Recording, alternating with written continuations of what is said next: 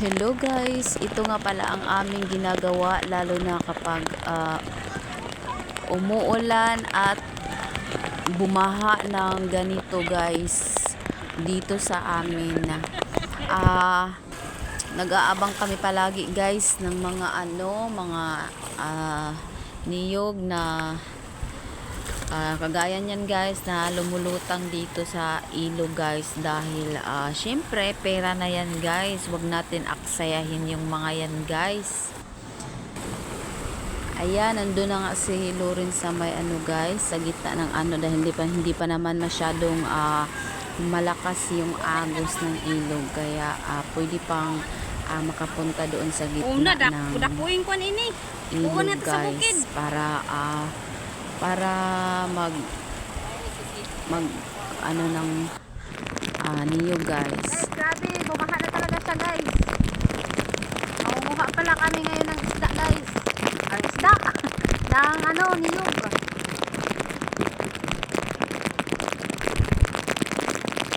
Hindi ba grabe, sobrang baha na mabuk grabe na pagkakuan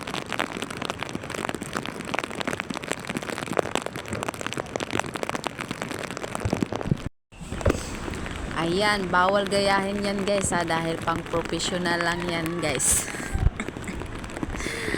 Ayan, wag nating aksayahin guys yung mga guys dahil sobrang laki ng pakinabang niyan guys, lalo na kapag naubusan na tayo ng bigas. Ay, laking tulong na yan guys yung mga niyog na nakalutang dyan guys.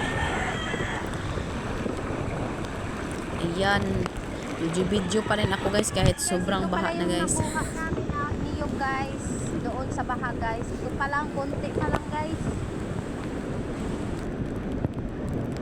Ayan.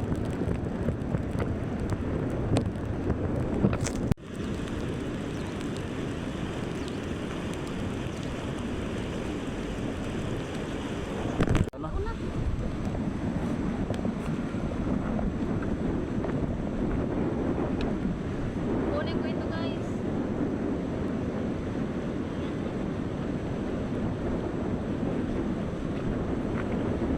Lagay natin dito baka bumaha ng malaki.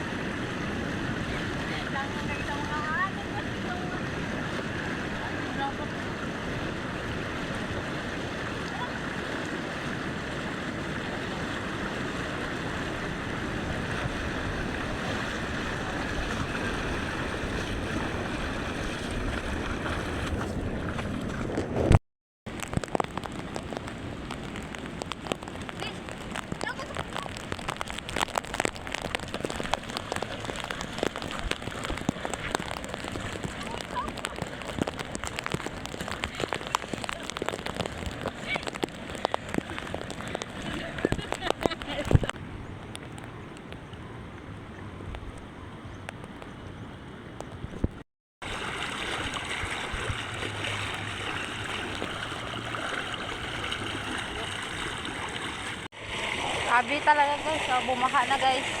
Pero wala masyadong guys, wala masyadong niyog guys. Dito lang kami sa may mababaw lang guys, hindi kami pwede doon sa malalim kasi baka malunod ka. Yan.